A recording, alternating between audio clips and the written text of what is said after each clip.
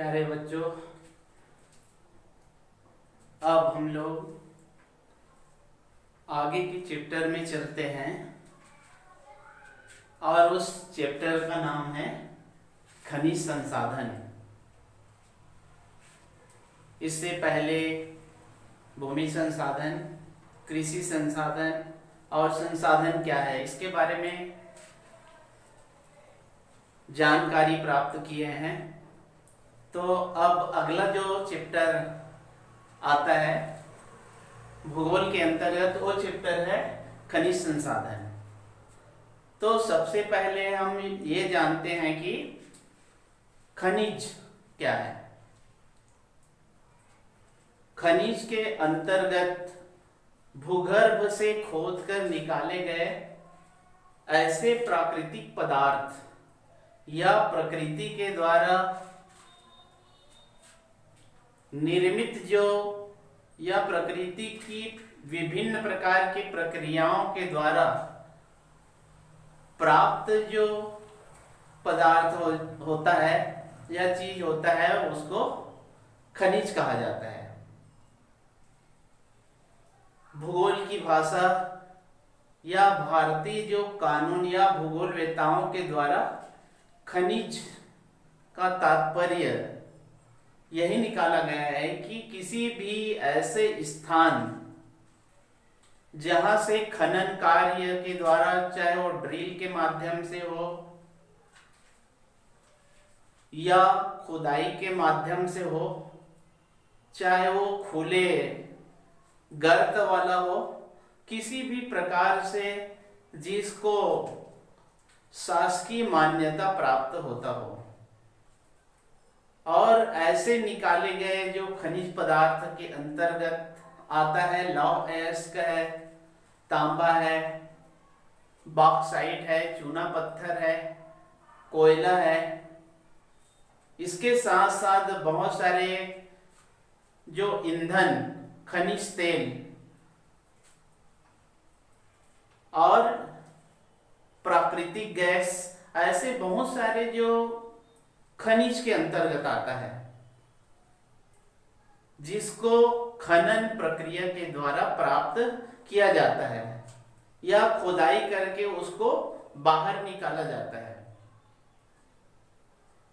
इसको खनिज कहा जाता है। जब उसका उपयोग मनुष्य अपनी आवश्यकताओं के लिए कर लेता है, जैसे कोई भी खदान से कोयला निकाला जाता है तो उसका उपयोग चाहे घरेलू के लिए हो, चाहे कारखाने के लिए हो, चाहे बिजली उत्पादन के लिए हो, तब वो संसाधन बन जाता है।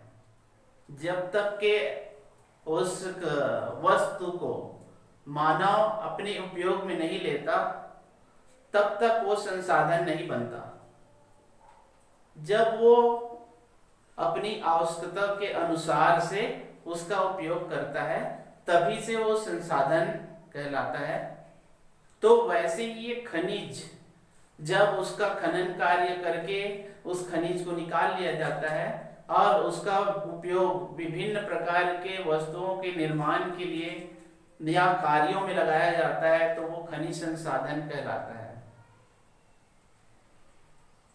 तो आइए चलते हैं अब खनिज के प्रकार, खनिज के कितने प्रकार होता है इसके बारे में। तो सबसे पहले जो आता है वो है धात्विक खनिज, दूसरा जो आता है अधात्विक खनिज और तीसरा जो आता है वो है खनिज ईंधन। तो इस प्रकार से खनिज के तीन प्रकार। तो सबसे पहले अब चलते हैं खनिज के जो पहला प्रकार है धात्विक खनिज। धात्विक खनिज के अंतर्गत ऐसे खनिज होते हैं जिसमें धातु के अंश होते हैं, जिसमें धातु के अंश होते हैं उसको धात्विक खनिज कहा जाता है। जैसे कि सोना, चांदी, लौह अयस्क, बॉक्साइट, ऐसे बहुत सारे जिसमें धातु के अंश होते हैं वही धात्विक खनिज माना जाता है। धात्विक खनिज को भी दो भागों में बांटा गया है। एक जो है धात्विक लौह युक्त धात्विक खनिज और दूसरा जो है अलौह युक्त धात्विक खनिज। लौह युक्त धात्विक खनिज जिसमें धातु तो रहता है लेकिन उसमें लोहे की मात्रा नहीं रहता है, लोहे की मात्रा नहीं रहता है, ऐसे धात्विक खनिज का नाम है जैसे कि सोना है, चांदी है और तांबा है। ये अलौह धात्विक खनिज। लौह युक्त धात्विक खनिज में क्या होता है? लौह युक्त धात्विक खनिज में लोहे का अंश होता है, जैसे कि मैग्नीज है, लौह अयस्क है, इसमें लोहे का अंश रहता है, इसलिए इसको लौह युक्त धात्विक खनिज कहा जाता है। इसके बाद में दूसरा जो आता है अधात्विक खनिज। अधात्विक खनिज के अंतर्गत आता है जिसमें धातु का अंश नहीं होता, जिसमें धातु की मात्रा नहीं होती, ऐसे खनिज को अधात्विक खनिज कहा जाता है। जैसे कि चूना पत्थर, ग्रेनाइट, जिप्सम, कोयला, ये जितने भी खनिज पदार्थ है इसमें धातु का अंश नहीं होता है, इसलिए इसको अधात्विक खनिज कहा जाता है। इसके बाद तीसरा जो आता है वो है खनिज ईंधन। खनिज ईंधन के अंतर्गत आता है ऐसे खनिज पदार्थ जो ईंधन का काम आता है, जैसे कि पेट्रोलियम है, पेट्रोलियम जो पदार्थ होता है, खनिज तेल, प्राकृतिक गैस, ये ईंधन का काम करते हैं। यूरेनियम, जिप्सम, तो ये एक ईंधन। तो इस प्रकार से खनिज संसाधन के 3 प्रकार। अब आगे चलते हैं कि खनिज किसका होता है। किसी भी देश में अगर खनिज पाया जाता है तो वो किसका होता है? जैसे कि एक गांव में अगर खनिज मिल जाता है तो वो गांव का होगा कि उस राज्य का होगा कि वो खनिज किसी देश का होगा, इसके बारे में समझेंगे कि वास्तव में खनिज जो मिलता है तो उस पर किसका हक होता है, किसका अधिकार होता है, इसके बारे में। जैसे कि ब्रिटेन और अमेरिका है, ब्रिटेन और अमेरिका में अगर कोई खनिज पदार्थ मिल जाता है तो वहां पर उसका अधिकार उस खनिज पदार्थ उस क्षेत्र में रहने वाले या उस भूमि स्वामी का ही होता है, ब्रिटेन और अमेरिका में। लेकिन वही जर्मनी में देखते हैं तो जर्मनी के अंतर्गत जो भी खनिज प्राप्त होता है तो उसका जो हक और अधिकार वहां की केंद्र सरकार का होता है। वही हमारे भारत में देखते हैं तो जिस स्थान पर अगर खनिज पदार्थ अगर मिल जाए तो वो स्थानीय जो राज्य सरकार का, केंद्र सरकार का, उसका अधिकार उस खनिज पदार्थ पर होता है। किसी भी ऐसे भूमि स्वामी का वो खनिज जो पदार्थ होता है उसका नहीं होता। जैसे कि एक उदाहरण के माध्यम से हम समझ सकते हैं कि सुखा सिंह भूमि स्वामी है और अपने भूमि पर धान की खेती करता है, धान की खेती करते आ रहा है कई वर्षों से, और अचानक जब सर्वेक्षण किया गया तो सर्वेक्षण से उनके जो कृषि भूमि पर जहाँ पर कृषि कार्य और फसल का उत्पादन होता था, धान का उपज लेता था सूखा सी, वहां पर सर्वेक्षण किया गया तो वहां पर कोयले का भंडार मिला। तो कोयले का भंडार मिला तो वहां पर वो कोयला का भंडार सूखा सी का नहीं हुआ। जैसे ही उसका पता चला वो सरकार अपने कब्जे में ले लिया। अब उस सरकार के कब्जे में आने के बाद में वहां पर सूखा सी का उत्पादन, वहां पर फसल भी लिया जा रहा था, वो फसल भी वहां पर नहीं लिया जा रहा है। तो इस प्रकार से उनके सामने एक विपत्ति सामने आ गई। भू अधिग्रहण अधिनियम जो बना है उसके अनुसार से उनको मुआवजे की राशि दे दिया गया, लेकिन मुआवजे की राशि एक बार दे दिया गया और हमेशा के लिए उसको भूमि से वंचित होना पड़ा। तो हमारे जो भारतवर्ष में यदि किसी भी राज्य में अगर कोई भी खनिज पदार्थ मिलता है तो उस राज्य का अधिकार होता है, उस देश का अधिकार होता है। तो इस प्रकार से खनिज संपदा जो होता है वो सरकार का माना जाता है, किसी भी भूस्वामी का वो खनिज संपदा या वो खनिज पदार्थ नहीं होता। अब चलते हैं कि खनिज नीति। खनिज तो मिला, लेकिन उस खनिज का किस प्रकार से उपयोग करना है और कैसे उसको निकालना है और उसके लिए क्या नीति होना चाहिए। 1990 के जो समय या 1990 के पहले देखा जाता था तो प्रत्येक देश अपने जो देश के जितने भी खनिज पदार्थ है उनका उपयोग वो अपने देश में ही उत्पादन कार्यों में लगाता था।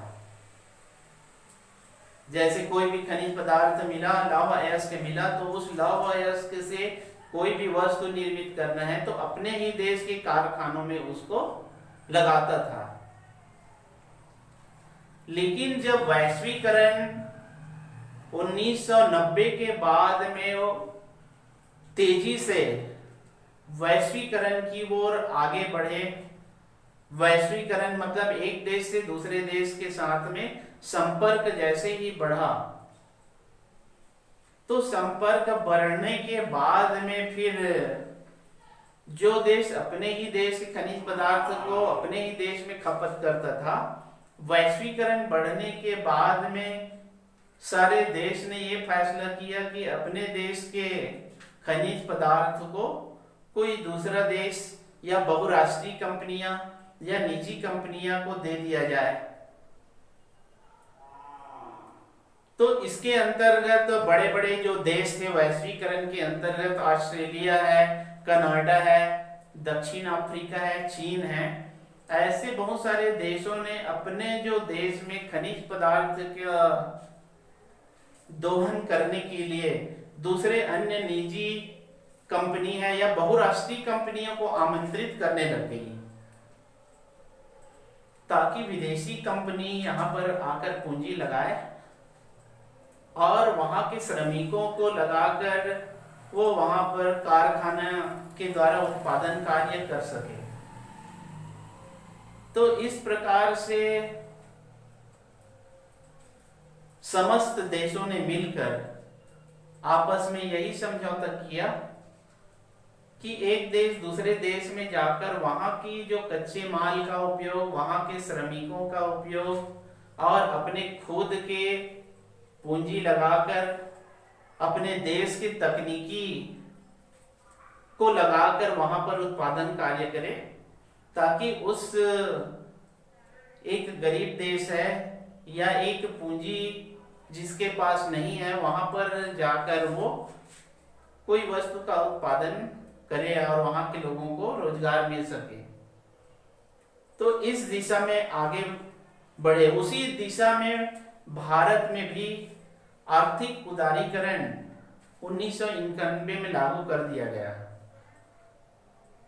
इस उदारीकरण के बाद में 1993 में खनिज नीति लागू की गई, और खनिज नीति भारत ने लागू की।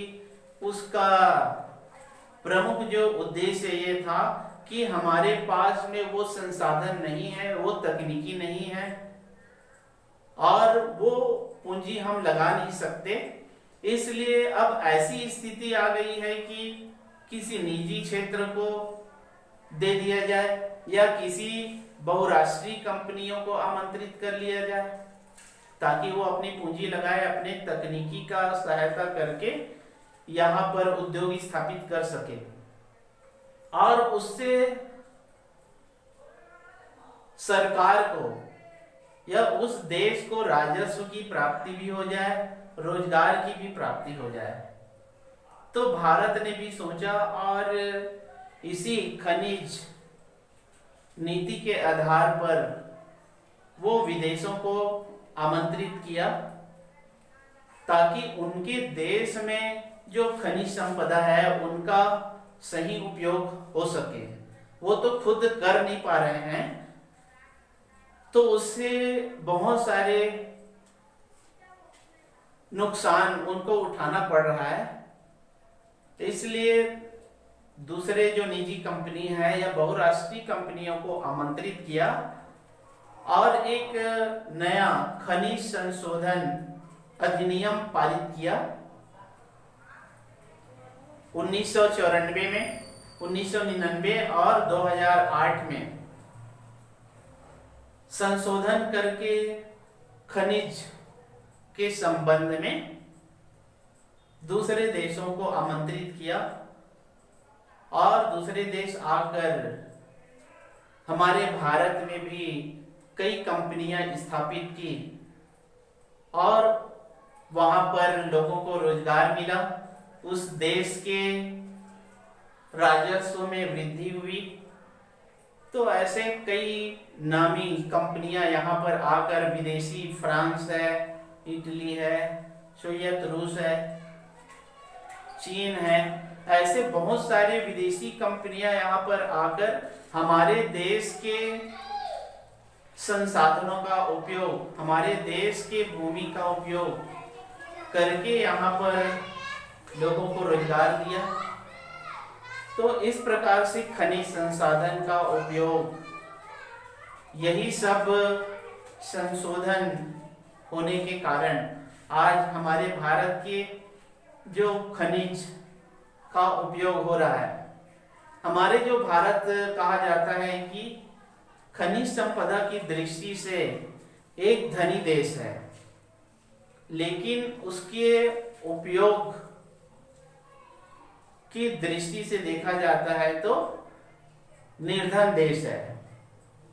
हमारे जो भारत में खनिज संपदा भरा पड़ा हुआ है, लेकिन उसके कई ऐसे कारण हैं, तकनीकी ज्ञान कहा जाए या कई प्रकार के विशेषज्ञों की कमी कहा जाए, जिसके कारण हमारे भारत का जो खनिज संपदा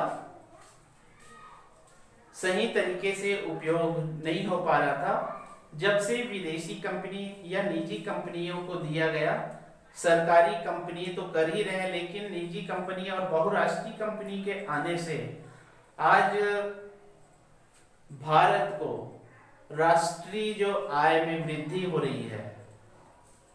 तो ये खनिज के बारे में, खनिज संसाधन के बारे में, खनिज किसका है, खनिज नीति कब बनी और खनिज जो संशोधन अधिनियम कब पारित किया गया,